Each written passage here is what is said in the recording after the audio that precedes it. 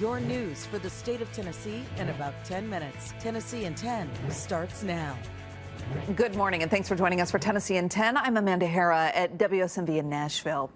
A nonprofit called SCORE says Tennessee needs to focus on getting students well-paying jobs. They just released a report that says students should have economic independence when they leave high school.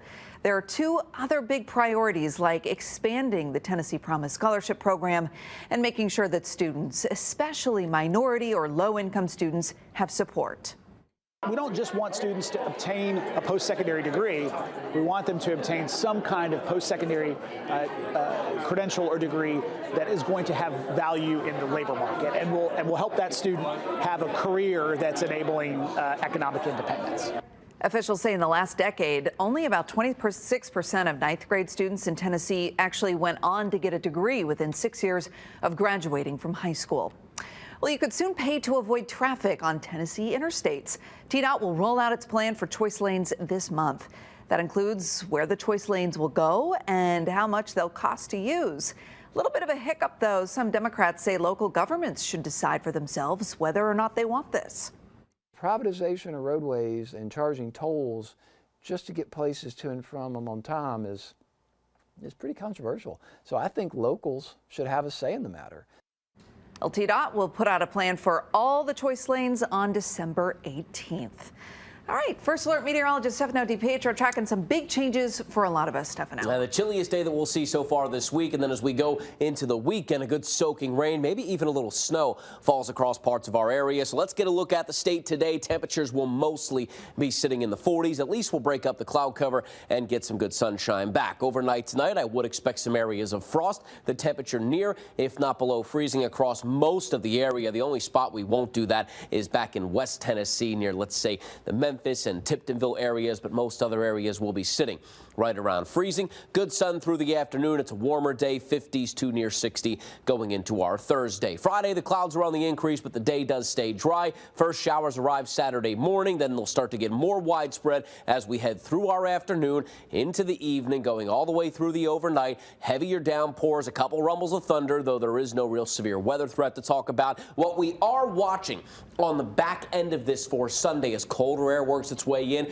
This is especially for the higher elevations. We could change some of this rain over to some wet snow before this finally kicks out of here. That should happen at the latest Sunday evening in parts of East Tennessee. But don't be surprised if there's a little snow on the back end of all of this rain, Amanda. All right, something to watch for. Stefano, thanks. Well, families who rely on TennCare say a new website meant to help them hire and pay providers hasn't been working. Well, now a powerful state lawmaker is stepping in after seeing a WSMV investigation.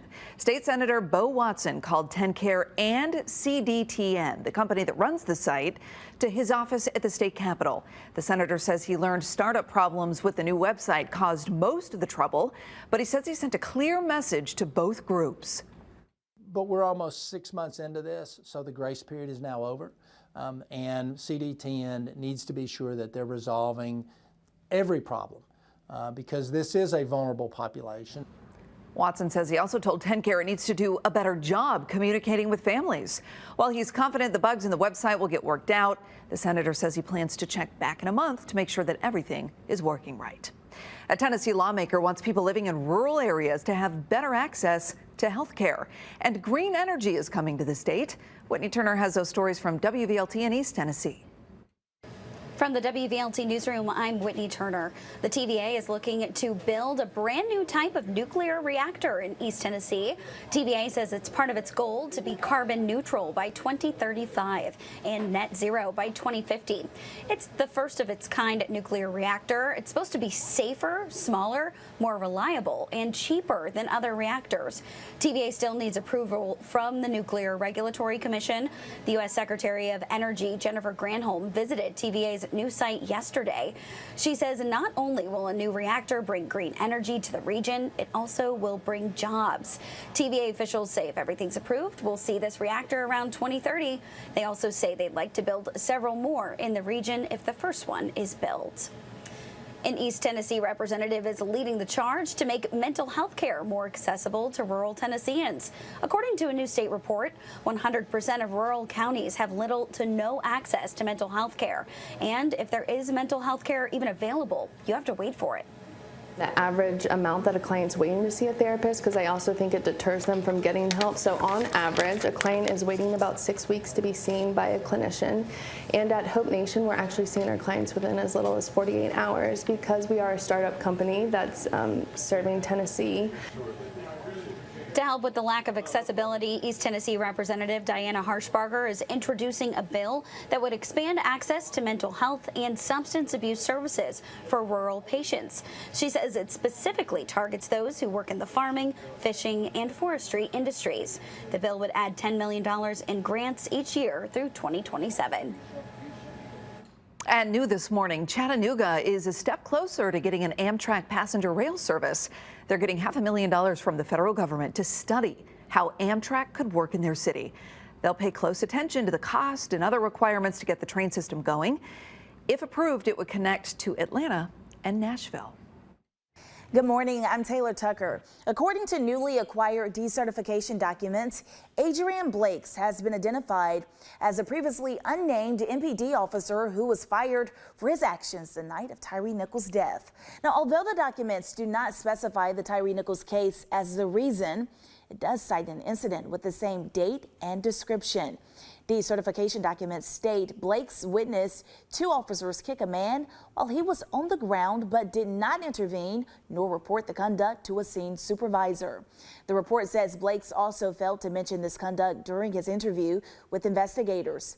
And he denied witnessing the officers' actions. 7 Memphis police officers and 3 Memphis Fire Department employees have been fired for their involvement in Nichols' deadly beating. And the Memphis Police Department's K9 Glitch is the first dog in our area trained to find child predators by sniffing out devices criminals might use. He's trained to alert on a chemical that's used in the production of memory chips to look for things overlooked in cyber crimes. Glitch is funded by global nonprofit Operation Underground Railroad. Thanks for joining us for Tennessee in 10. We'll see you back here tomorrow morning with the big headlines from across the state. Have a great day. This is Tennessee in 10, streaming your news and weather across the state in about 10 minutes.